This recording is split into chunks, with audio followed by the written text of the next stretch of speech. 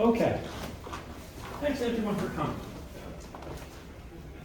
I'm here to talk about living in an apartment with an electric car. Clearly, we do have an issue, as I mentioned before. Normally, folks live in a house and you just plug it in, boom, it's ready in the morning, as I just said. But how do you manage it if you don't have that dedicated charger? Certainly, you have a vehicle and navigating your urban infrastructure. You have the connection, accessibility issue, and you have the amount of power that you might need for a charging station. Do you have level 1, which we call a 110 plug, a standard plug like that one? Or is it a level 2, where you have a J1772, the big fat plug that you see? Or level 3, which is the fast charger, the big fat plugs. Now, who am I? My name is Jeffrey C. Jacobs. I've been driving electric cars since 2011. I've driven almost 250,000 miles, almost 250,000 electric miles. And I joined the EVADC back in 2010, and I've had 5 electric cars in sequence: the Nissan Leaf, another Nissan Leaf, owned, leased. Loved that car, that Tesla Model 3 that I had. It had free fuel for life, would have been perfect in an apartment. But alas and alack, was totaled, lost that, but I do have another car, Tesla, that I'm very proud of. I call it No SO2, which is out there, and you can have a look at it after my talk, hopefully. I lived in a house for a number of years, but in 2023, I moved to an apartment. And living in the apartment, one of my first checks was, does it have EV charging? As someone who owned an electric car already, I made that one of my selectors. Back then it was a little bit harder, but now it's a lot easier.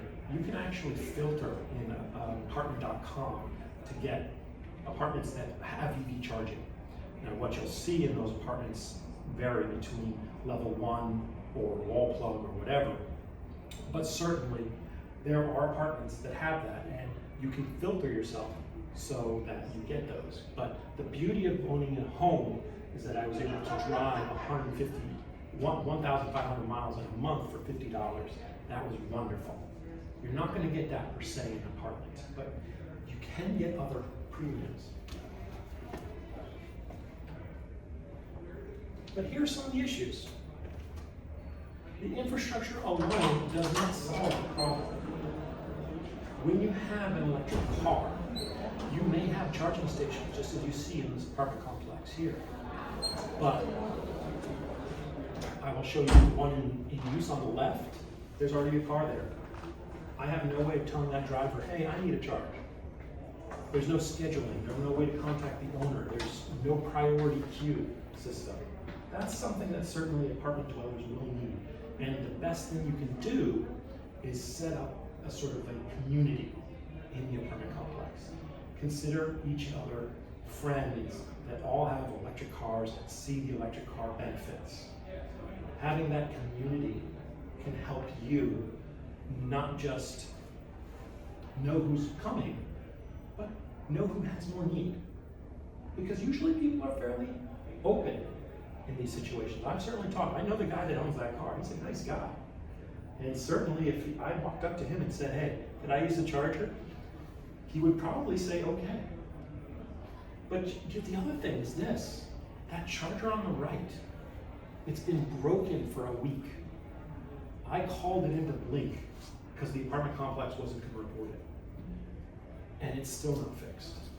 We have 2 and 1 is down. That's not good. And the thing is, as I said, you're not allowed to use the wall plugs. There is a wall plug next to my apartment space. I'm not technically allowed to use that. Doesn't mean I won't, but I don't want them to catch me, certainly. But although there is no free supercharging like my old car, the first 4 hours are free. And that's a great perk. That's a great perk for any apartment community. And one thing you want to look at, not just that they have the charging, but can they, what does it cost to use the charging? The thing is though, that first 4 hours, Then you hit that 4-hour mark, and every 12 minutes they throw another dollar. You get to 4 hours, it's $1. 4 hours, 12 minutes, it's another $1. Every 12 minutes, another $1. So you want to move your car ASAP. And you do have to request access from the community to get access to these chargers.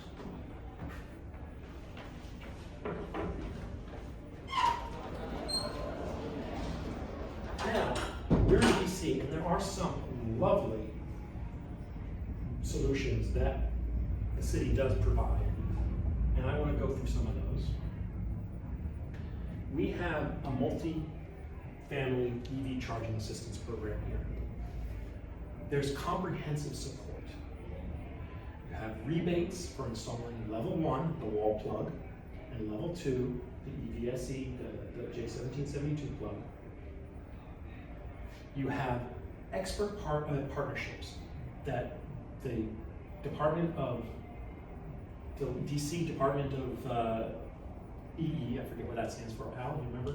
Energy and Environment. Energy and Environment, thank you so much. And they have followed the model that California started to set up a very similar infrastructure here in DC. And obviously, reliability is the #1 element. We need to not just install them, but make sure they keep working. As I've pointed out, the one that is mine and my apartment, it's not working, and we're hoping they fix it, but we can only hope. And I called the manufacturer, you can only hope. There's no pressure to get it fixed unless the apartment complex, the multi-unit complex, goes with a solution that sets that priority. And that's what the advantage of this program is, because it's moving from broken chargers to reliable, structured tenant access.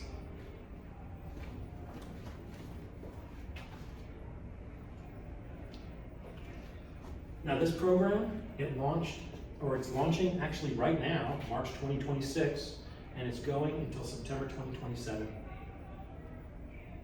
Who are we looking for? We're looking for multifamily building owners and managers. We're looking for residents seeking reliable charging access. And we're looking for EV charging vendors and professional installers. And actually this version, we're missing the QR code. You can email to get updates. I'm sorry that this one does not have. Paper Yeah, version. well, yeah, thanks Al. Al, you got my back. Appreciate it too much. We were wondering how to get that QR code. We didn't get it in time, unfortunately. But Al comes to the rescue.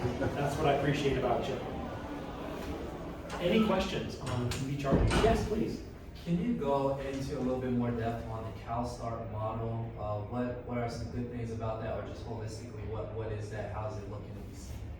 Well, Al, do you mind just answering that? Yeah. The idea is to have a rebate program so that that it's flexible, so that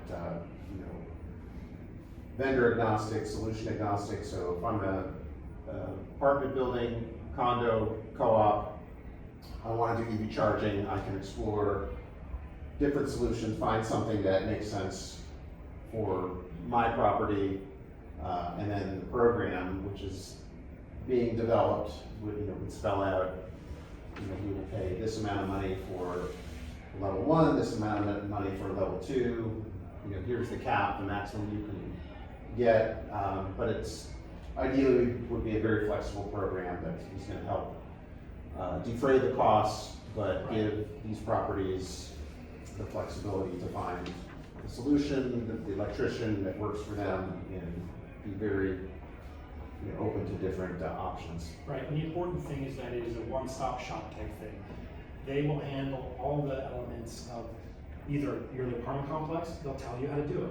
You're the tenant, they will tell you how to talk to the apartment. They will help you with all of those elements. And again, those discounts provided for the equipment that the city will provide. So as an installer, and I want to support the program here, DOEE, is CalStart kind of like program administrator? Okay.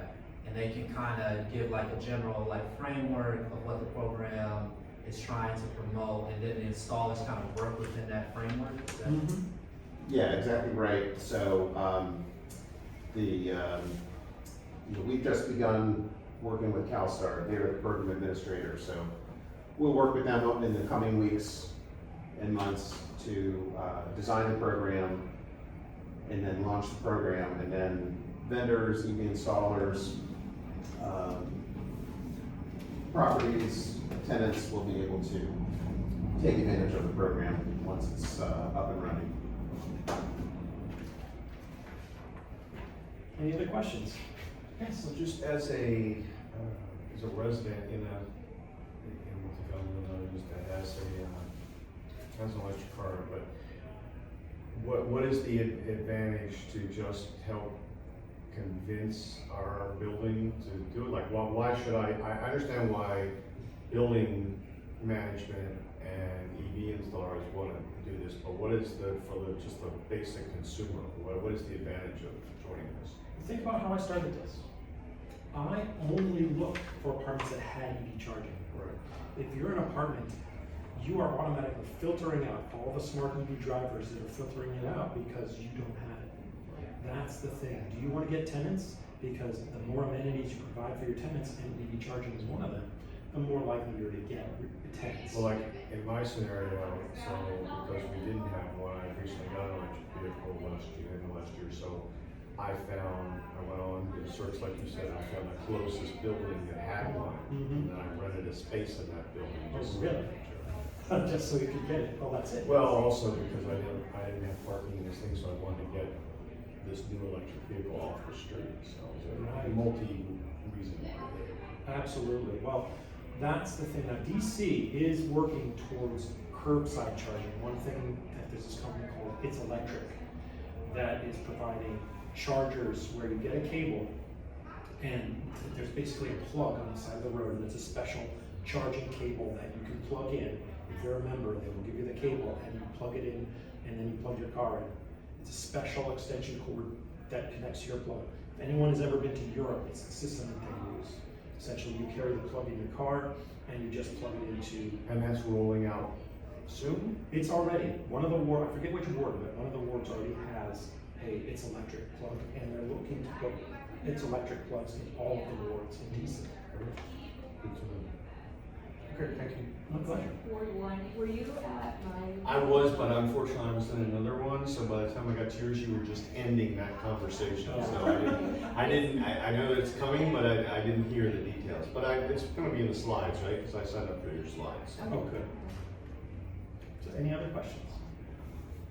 As an EV driver, and I'm not myself, I want to be very soon. How valuable would you place having a level 3 charger at an apartment building? Would that be a significant value add for you? The amount of work, because you need 400 amp service into those, and 400 volt service rather, into those apartment complexes, that is a lot of energy to throw into a complex. So in general, it's not very cost effective to put a level 3 charger. The way it would work is very similar to a gas station model. And would they put gas pumps in the apartment? No, probably not. I mean, do they put them in Bowling Air Force Base? Yes, they do. But I mean, but they have chargers in Bowling. I used to work down there, and so I know they have chargers there, and you can charge at work. But that's a whole other topic. But it does go into the mix as an apartment dweller. If you live in an apartment and you work at a place like Bowling Air Force Base, there's chargings on base that you can plug your car in. So maybe your nexus is you never charge at home, you always charge at work. And that's another way of living with an electric car when you live in an apartment. Can you still use a level 3, can you plug a car like Tesla, ordinarily takes 3, but can it plug into a 2? Oh yes, yes. Every electric car should support level 2. And every electric car either comes with, or you can buy very cheap stuff that will support level 1, the wall plug. In fact, mine is a bit smarter. I don't know if you want to get to the wonkies, but that is actually a 20 amp circuit right there. My plug will actually support 20 amps. Most plugs, they don't have this little line on the side there that side says it's a 20 amp instead of a 15 amp. So I can get 1.92 kilowatts out of one of those plugs, whereas I only get a 1.44 kilowatt out of the regular plug. But that's wonky, I know, I'm getting into the details and the weeds. But the point is, you've got a lot of options. And these wall plugs, they're ubiquitous. I can almost guarantee you that every garage will have at least a few. And that's another possibility for any multi-dwelling complex, is to say, you have an EV, we can give you one of the plugs, or a spot next to the plug, and you can use that plug, maybe with an agreement of you pay $1 for every charge session or something ridiculous like that, because the amount of money that you're spending, that you're taking out of the power company with that plug, it's less than $1 for an overnight charge. It is a very minuscule cost. That's a lot of people don't get that. When you're stealing that electricity there, you're stealing pennies. You're not stealing dollars. Any other questions? Well, it is 5 o'clock, and I know this talk was a little bit cut short, and I do thank everyone for coming. Please do check out the DOE, or the DOEE thing. And Al, thank you for helping me with this presentation. Thank you. Thank you. Thanks, everyone.